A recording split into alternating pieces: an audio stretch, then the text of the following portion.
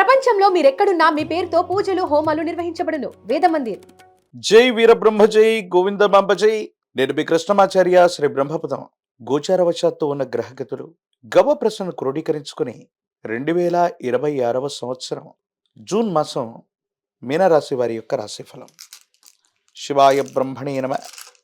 వీరబ్రహ్మేంద్ర స్వామినే నమో నమ. జై వీరబ్రహ్మ జై గోవిందమాంబ జై. వచ్చినటువంటి ఫలితం 5. ఇది బుధుడికి సంబంధించినటువంటి ఫలితం. మరో ముఖ్యమైనటువంటి అంశం ఏంటంటే, మీ దైనందిన జీవితంలో శని భగవానుడి యొక్క ఏలినాటి శని తీవ్రతరమైనటువంటి స్థితిగతుల్లో ఉంది. రాహుకేతువులు ఇబ్బంది కలగజేస్తున్నారు.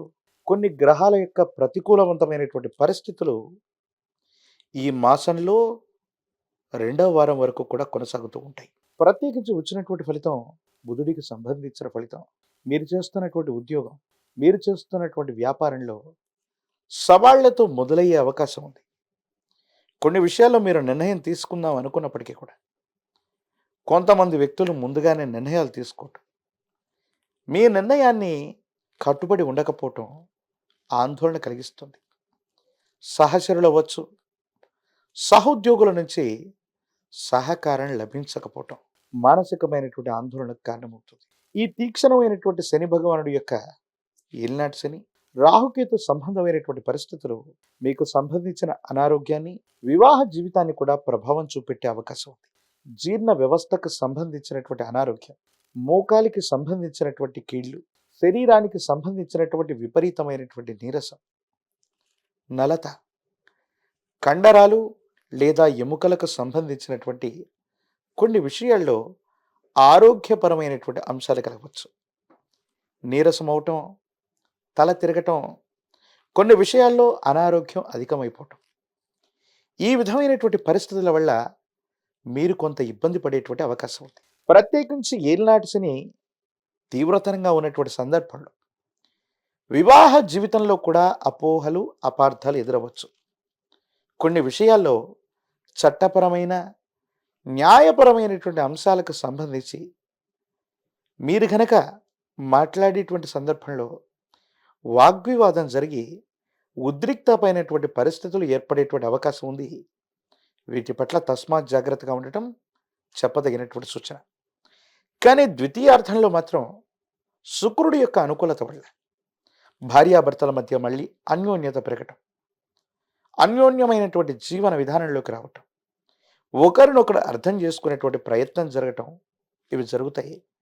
కానీ కుటుంబానికి సంబంధించినటువంటి కుటుంబ సభ్యుల వల్లే భార్యాభర్తల మధ్య పొరపచ్చాలు రావటం, కొన్ని విషయాల్లో తప్పుగా అర్థం చేసుకోవటం, న్యాయపరమైన, చట్టపరమైనటువంటి అంశాలకు సంబంధించిన విషయాల్లో మీ మాట వైఖరి తీవ్రమైనటువంటి ఉద్రిక్తతకి కారణమయ్యేటువంటి అవకాశం ఉంది.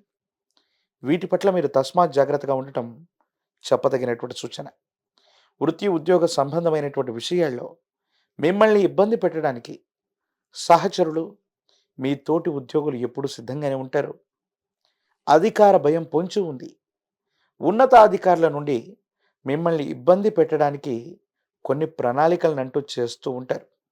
కాబట్టి ఎప్పుడు కూడా మీరు చేసే పని మీద, మీ చుట్టూ ఉన్నటువంటి సహోద్యోగుల మీద ఓ కన్ను వేసి ఉంచటం చెప్పదగిన సూచన.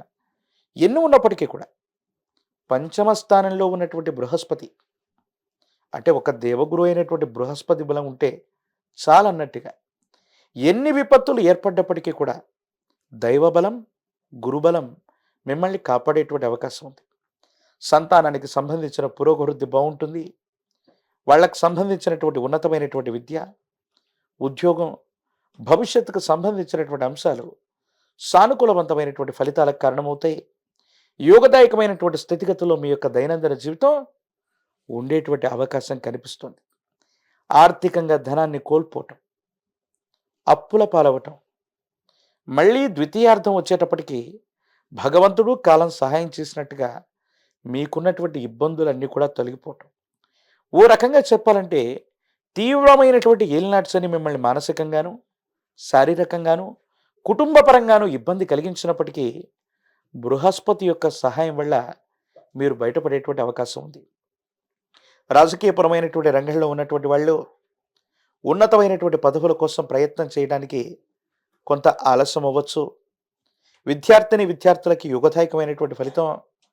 ద్వితీయార్థంలో ఉత్తీర్ణత సాధించగలుగుతారు. ఏకాగ్రతతో కూడినటువంటి విద్య వల్ల అత్యంత అనుకూలవంతమైన ఫలితాల్ని మీరు తప్పకుండా పొందేటువంటి అవకాశం కనిపిస్తోంది. నిరుద్యోగులకి ఉద్యోగ కాలం, వివాహం కానటువంటి స్త్రీ పురుషులకి అనుకూలవంతమైనటువంటి సంబంధ బాంధవ్యాలు కుదురుతాయి. కానీ అపోహలు, అపార్థాలు, అపనిందల పట్ల మాత్రం తస్మాత్ జాగ్రత్తగా ఉండటం చెప్పదగిన సూచన.